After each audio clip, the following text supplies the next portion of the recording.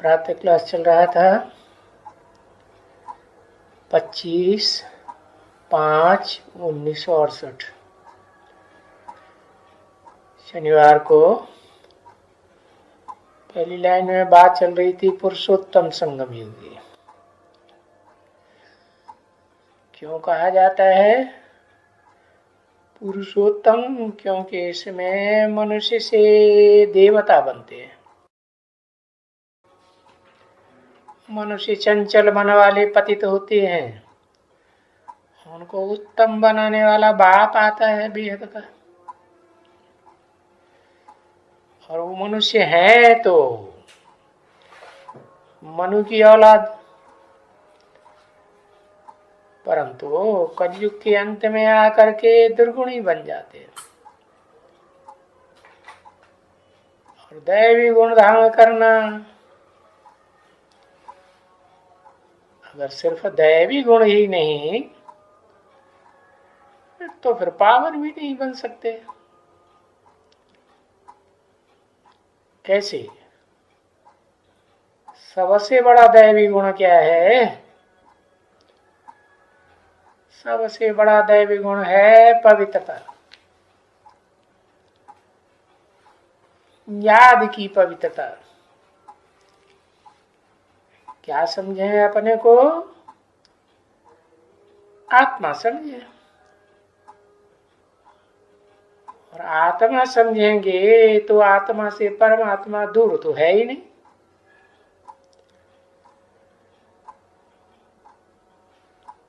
तो वो योग बल से संतान पैदा करने योग्य हो जाते हैं, याद के बल से। और उन्हें याद किसकी करनी है? उसी ओरिजिनल स्वरूप की याद करनी है, जिसे अणोरणीयांशम कहा जाता है। अणुरूप, अति सूक्ष्म,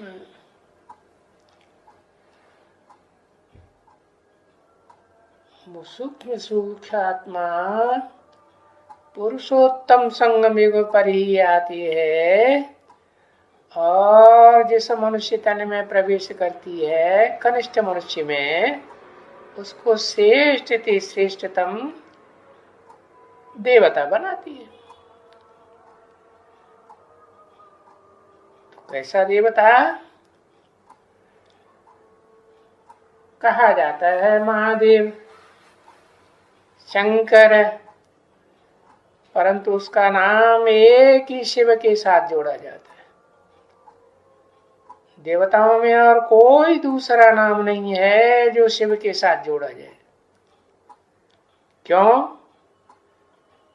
क्योंकि शिव बाप आते हैं तो उसे आप समान बनाते हैं।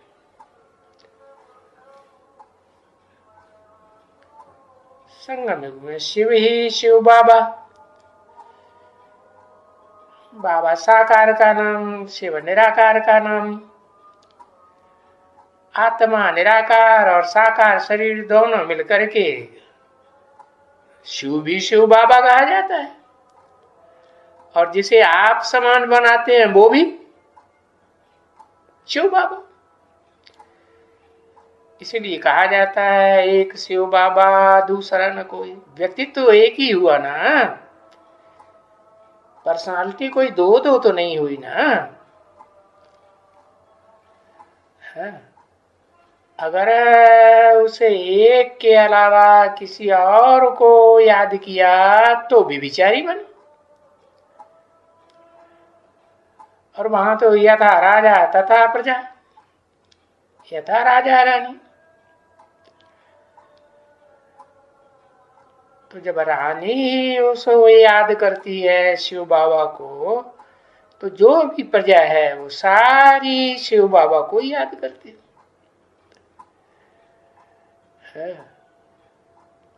तो अगर किसी और को याद करे स्वर्ग में प्रजा, तो फिर भी विचारी कही गई है। तो जो भी प्रजा बनने वाली आत्माएं हैं, नंबरवार पुरुषार्थ अनुसार बल बाद के जन्मों में, दूसरे जन्मों में, द्वापर के बाद दूसरे धर्मों में कन्वर्ट भी होती है, परंतु स्वर्ग में तो आधा कल्प सुख में ही रहती है, क्योंकि अब व्यभिचारी बने। बाकी नार की दुनिया में व्यभिचारी बनते हैं, अपन को हिंदू कहलाते हैं, और हिंदू से दूसरे दूसरे धर्मों में कन्वर्ट होते हैं, तो उनका पाप कटेगा? पाप तो कभी नहीं कटेगा। तो ऐसे कर करके शरीर छोड़ छोड़ करके आखिरी अंतिम जन्म में बाप के पास जाना है।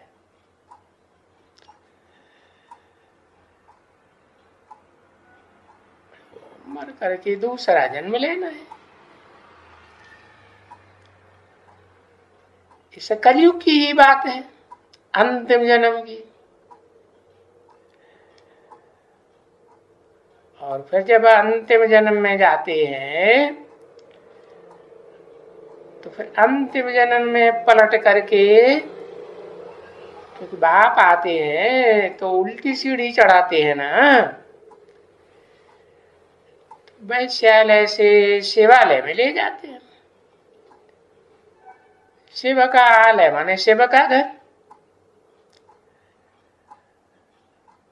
तो अभी पता चल गया कि अभी तो हम पुरुषोत्तम संगम युग पर है ना, पुरुषों में उत्तम बनने के लिए यहाँ आए हैं बाप के पास।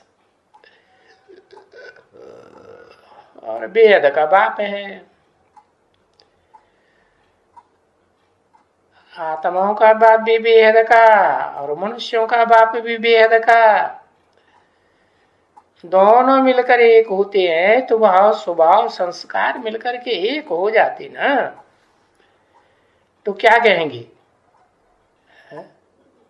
विष्णु रूप कहेंगे या नहीं कहेंगे? हाँ, विष्णु रूप कहेंगे।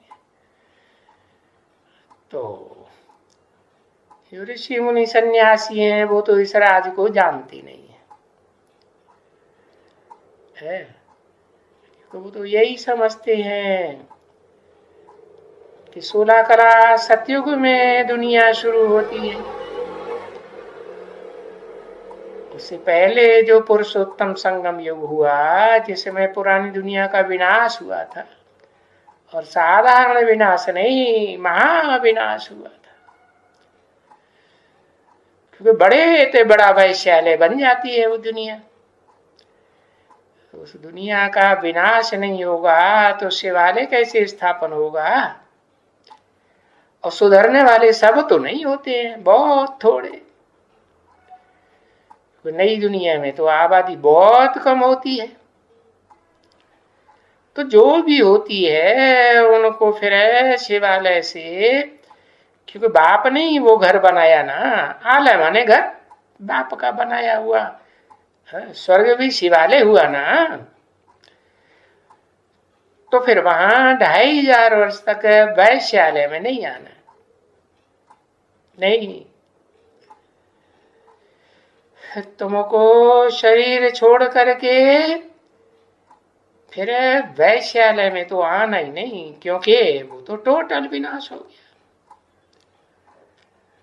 और ये तो वैश्यालय की दुनिया पुरानी दुनिया है ना, ये तो 84 जन्मों का अंतिम तमो प्रधान चोला है। तो ये तामसी चोला छोड़ करके, शरीर छोड़ करके तुमको घर जाना है। कौन से घर जाना है? सामान्य आत्माओं के घर में नहीं जाना है, जो सामान्य पुरुषार्थी है। जो विशेष आत्माएं हैं, बाप के सन्मुख डायरेक्ट पढ़ने वाले बच्चे, हाँ, वो तो विशेष आत्माएं हुई ना। तो तुम बच्चों को विशेष घर बना के बाप जाते हैं। वो तुम्हारा बाप भी है, टीचर भी है, सदगुरु भी है, और तुम्हारा घर भी है, तुम्हारा स्वर्ग भी है ना। हाँ? तो ऐसे घर जाना है। बाकी हाँ, पुरानी दुनिया में इस वैश्यालय में जन्म नहीं लेना है? हाँ, ये तो नरक की दुनिया है ना। किसी ने बनाई? जिन्हें नर कहा जाता है, मनुष्य कहा जाता है, विकारी कहा जाता है? चंचल मन वाले मनुष्य हैं, उनकी बनाई हुई दुनिया नरक है।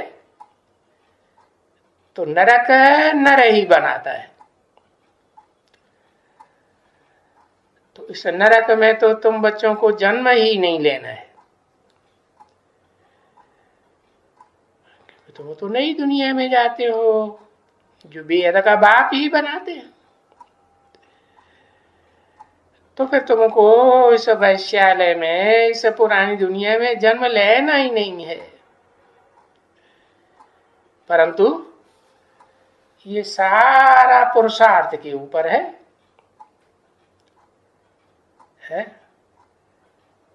पुरुष कहा जाता है आत्मा को। शरीर रूपी पुरी में आराम से शयन करने वाली बनती है तो पुरुष। तो उस आत्मा के लिए जिन्होंने पुरुषार्थ किया है, तन मन धन अर्पण किया, तो उस पुरुषार्थ के ऊपर सारा मदार है। वैश्यालय को छोड़ है शिवालय में जाने का। अब जो जैसा पुरुषार्थ करेगा वैसा पद पाए। नई दुनिया में भी पाएगा 21 जन्म, और 21 जन्म के आधार पर फिर द्वापर कलयुग की 63 जन्म की दुनिया में भी प्राप्ति करेगा ना। अब जिन्होंने प्राप्ति की है जन्म जन्मांतर की, तो इससे साबित क्या होता है? लगातार पुरुषार्थ किया है ना। है किस बात का? है? पुरुष माने आत्म की स्थिति में रहने का पुरुषार्थ किया है। देवान को छोड़ा है, देह की संबंधों को छोड़ा, देह की पदार्थों को छोड़ा। अगर नहीं छोड़ा, है? बिल्कुल नहीं छोड़ा, तो कहां जाके जन्म लेंगे? नरक की दुनिया में ही जन्म लेंगे। तो आत्मा कहती है कि मैं एक शरीर छोड़ दूसरा लेती हूं। अब जो आत्मा बने होंगे वो ही कहेंगे ना। है? हाँ, बाकी जो आत्मा बनते नहीं, देहभान रहता है और पक्का पक्का देहभानी बने रहती है, तो उन विधर्मियों की बुद्धि में आता ही नहीं कि आत्मा अनेक जन्म लेती है। तो इस्लामी है, मुस्लिम है, क्रिश्चियंस हैं, बौद्धी है, क्या वो जानते हैं क्या कि आत्मा अनेक जन्म लेती है? नहीं जानते ना। हाँ, वो पुनर्जन्म को मानते ही नहीं। तो पीछे कभी क्या बनते हैं, दूसरे धर्मों में कन्वर्ट होने वाली आत्माएं हैं, तो क्या बनेगी? हाँ, ये है कि कभी कम कलाओं के, नीची कोटि के देवता बने थे। क्यों बने थे? क्योंकि हाँ, कम पुरुषार्थ करने वाले ब्राह्मण बने थे। ब्राह्मणों की भी 9 गुरियां गाई हुई है ना, एक से एक ऊंची, एक से एक नीची। तो जो जैसा पुरुषार्थ करते हैं, जैसा ब्राह्मण बनते हैं, वैसे फिर ब्राह्मण से देवता बनते हैं। ठीक है ना? परंतु जब शुरू होते हैं सतयुग से नीचे उतरना, कहां से नीचे उतरना? परमधाम से, आत्मलोक से नीचे उतरते हैं, तो सब एक साथ थोड़े ही उतरते हैं। है? जो कम कलाओं वाले होंगे वो तो बाद में ही उतरेंगे, भले स्वर्ग में आते हैं, लेकिन कौन से ब्राह्मण स्वर्ग में आवेंगे लास्ट में? जो कम कलाओं वाले होंगे वो बाद में आएंगे। और फिर उत्तरोत्तर जितनी ज्यादा कलाओं वाले होंगे, है, जितना ज्यादा पुरुषार्थ किया होगा उतनी ज्यादा ज्यादा कला वाले ब्राह्मण वो देवता बनते हैं। तो फिर नंबरवार पुरुषार्थ अनुसार नीचे उतरते रहते हैं। कहां से? आत्मलोक से। हाँ, तो देखो जन्म लेते हैं, कुछ न कुछ कलाएं कमती होती जाती है। एक सिर्फ शिव बाबा है जो आकर के फुल फोर्स में 16 कला बनने का पुरुषार्थ कराते हैं। और शिव बाबा खुद भी करते हैं कि नहीं? करते। तभी तो बोला, क्या बोला मुरली में? शिव बाबा है पुरुषार्थ कराने वाला, शिव बाबा है पुरुषार्थ करने वाला। क्या कराने वाला भी कौन? निराकार, जो सदाकार निराकारी स्टेज में रहता है, या अंतिम जन्म में देवान में आ जाता है?